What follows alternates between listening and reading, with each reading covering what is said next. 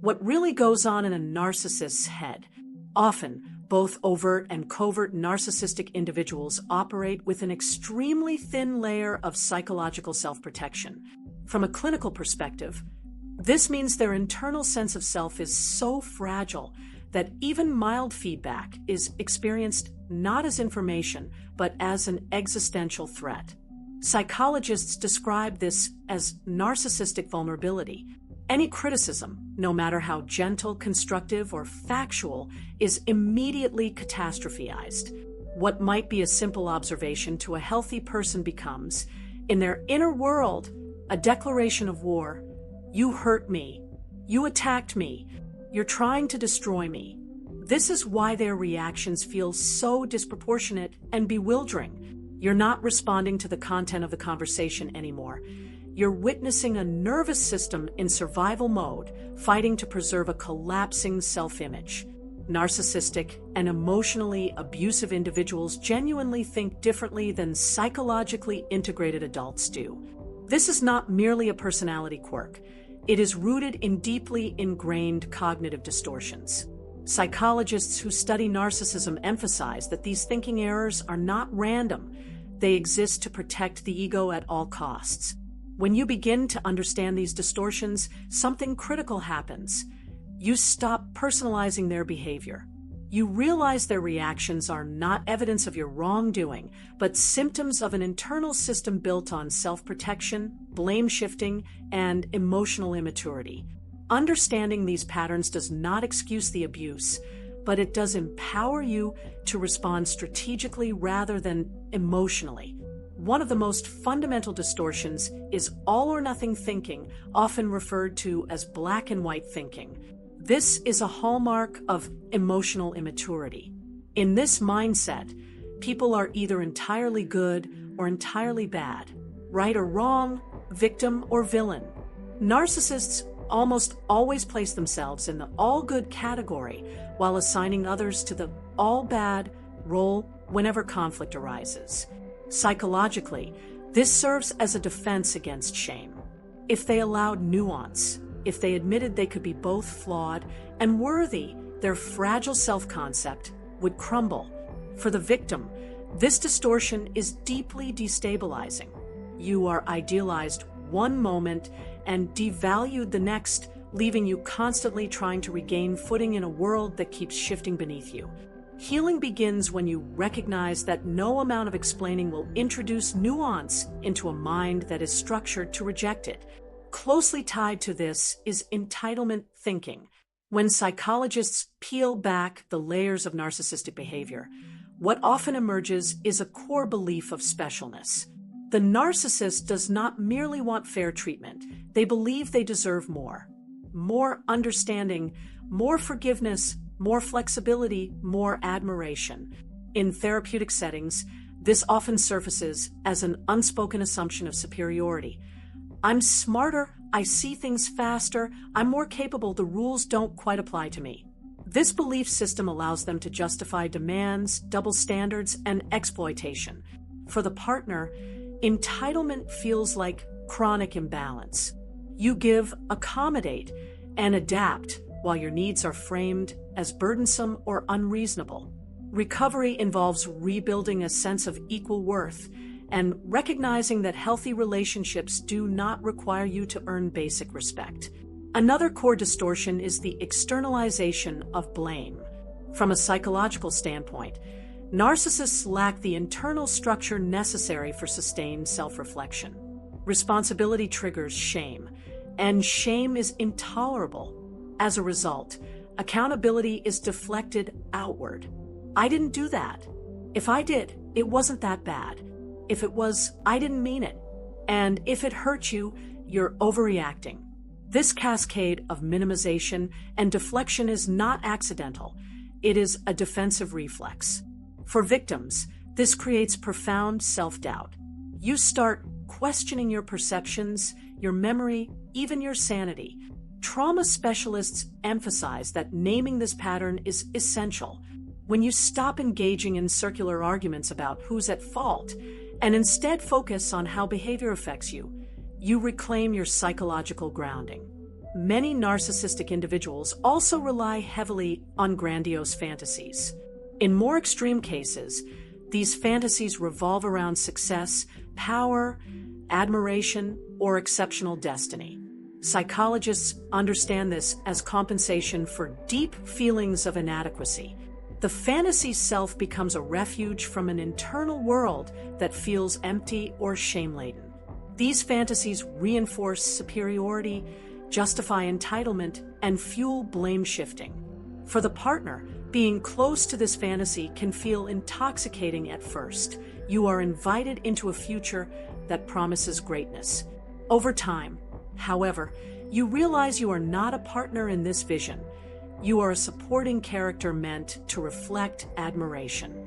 Healing requires disentangling your own worth from someone else's imagined narrative. Minimization of others is another defining feature. In clinical work, dismissiveness is often one of the most emotionally damaging behaviors reported by survivors. Your feelings are brushed aside. Your experiences are trivialized. Your pain is reframed as exaggeration. Psychologists note that dismissiveness functions as a power move. It shrinks the other person to maintain dominance. Over time, this erodes self-trust. You stop bringing concerns forward because you already know how they will be received. Recovery involves relearning that your emotional experiences are valid and deserve acknowledgement, regardless of whether someone else agrees with them. Emotional reasoning is yet another distortion that drives narcissistic behavior. In this framework, feelings are treated as facts. If I feel hurt, you must have hurt me. If I feel neglected, you neglected me. If I'm angry, you're at fault. There is no pause for reflection, context, or mutual responsibility. Psychologists explain that this style of reasoning bypasses logic entirely and places the burden of emotional regulation onto others. For the victim, this creates a constant state of hypervigilance. You are not responding to reality. You are managing someone else's emotional weather. Healing requires reclaiming the understanding that feelings are internal signals, not automatic indictments. Taken together, these thinking errors reveal why treating narcissistic pathology is so difficult. Each distortion reinforces the others, forming a closed system resistant to insight. Psychologists frequently describe narcissism as arrested emotional development.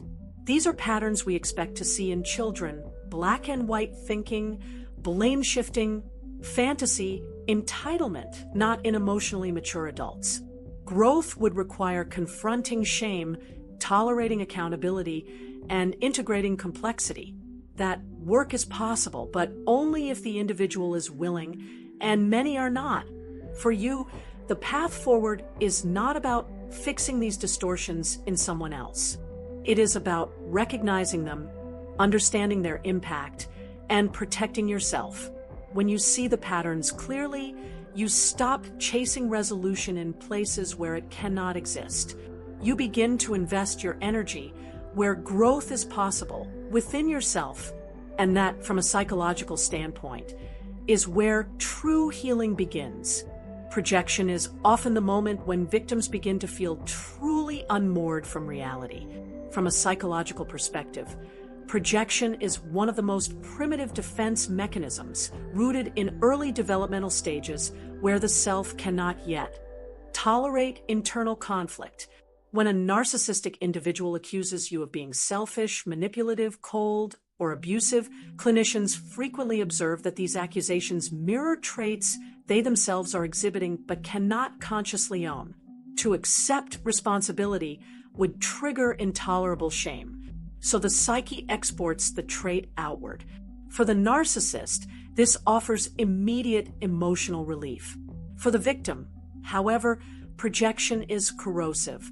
You find yourself defending against charges that do not align with your values or behavior, slowly internalizing confusion and self-doubt. Recovery requires what psychologists call reality anchoring, consistently checking accusations against objective evidence, journaling interactions, and when possible, seeking external validation from therapists or trusted others to reestablish your internal compass. Closely related to projection is the catastrophic response to criticism. Psychologists describe this as a collapse of narcissistic self-regulation. Because the narcissist's self-esteem is externally constructed, dependent on admiration, control, or perceived superiority, any critique feels like a direct assault on their identity. What should be a manageable emotional discomfort becomes a psychological emergency. This is why even gentle feedback can provoke rage, withdrawal, or dramatic victimhood. For the narcissist, this reaction temporarily restores equilibrium by shifting blame or eliciting reassurance. For the victim, it teaches a painful lesson. Honesty is dangerous. Over time, you learn to self-censor, walking on eggshells to avoid emotional explosions. Trauma-informed clinicians emphasize that healing involves reclaiming the right to express reality, even if that reality is no longer shared with the narcissist. Selective memory is another destabilizing feature that often leaves victims questioning their sanity. From a clinical standpoint, this is not always deliberate deceit. The narcissistic psyche actively avoids memories that threaten its carefully curated self-image.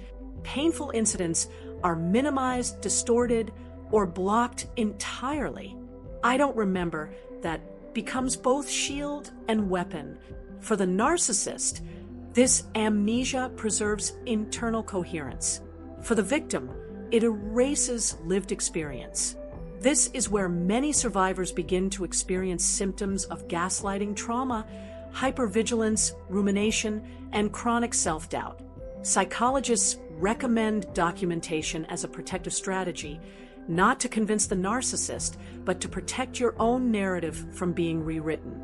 An assumption of malice often follows naturally. Because narcissistic individuals are hyper-attuned to perceived threats, they interpret neutral or even kind actions as intentional harm. Psychologists link this to hostile attribution bias, a cognitive distortion common in emotionally dysregulated personalities. If you forget something, you did it on purpose. If you set a boundary, you are punishing them. This worldview keeps the narcissist perpetually aggrieved and morally justified in their reactions. For the victim, it creates an impossible bind. No intention is ever safe. Recovery involves understanding that intent will always be misinterpreted and that you are not responsible for managing another adult's internal fears. Overgeneralization deepens this dynamic. In therapy, this distortion is recognized as a way to avoid nuance and accountability. A single disagreement becomes, "You always do this." One mistake becomes, "You never care." Psychologically, this allows the narcissist to collapse complex relational dynamics into simple narratives of victim and villain. For the victim, overgeneralization erases growth, effort, and context. You are no longer seen as a whole person, only as a symbol of failure. Healing requires separating your identity from these global judgments and recognizing that healthy relationships allow room for imperfection without character assassination. Perhaps one of the most profound features is the devaluation of vulnerability. From a psychological lens, vulnerability represents everything the narcissistic defense system fears: dependence, uncertainty, emotional exposure. Many narcissistic individuals learned early in life that vulnerability was unsafe or punished. As adults, they equate emotional openness with weakness and loss of control. As a result, you will rarely hear genuine expressions of fear, sadness, or hurt. Instead, vulnerability is replaced with anger, contempt, or dominance. For the victim, this creates emotional loneliness. You may share deeply, hoping for connection, only to be met with dismissal or ridicule. Therapists emphasize that healing often involves grieving the emotional intimacy you hoped for but did not receive, and learning to seek reciprocal vulnerability elsewhere. When psychologists step back And look at this entire pattern: black and white thinking, entitlement, blame, externalization, projection, catastrophizing, selective memory, assumed malice, overgeneralization, and vulnerability avoidance. They describe it as cognitive and emotional scaffolding. This scaffolding exists to prop up a fragile sense of self. It is not random, and it is not easily dismantled. For the narcissist, challenging this structure feels like psychological annihilation. For the victim, understanding this structure is liberating. It explains why logic failed, why empathy was one-sided, and why change never lasted. True change, as clinicians consistently note, requires long-term, intensive therapeutic work and a willingness to confront shame, accountability, and emotional immaturity. Many never undertake this journey. For victims, the path forward is different. Recovery focuses on boundary setting, rebuilding self-trust, processing trauma, and redefining what healthy connection looks like. You are not broken for struggling in these dynamics. You were responding to a system designed to keep you off balance. And perhaps most importantly, psychologists remind survivors of this truth. Understanding how narcissists think is not meant to keep you entangled in analysis. It is meant to free you. When you see the patterns clearly, you stop searching for fairness where there is none and begin investing in environments where empathy, accountability, and vulnerability are not liabilities, but strengths.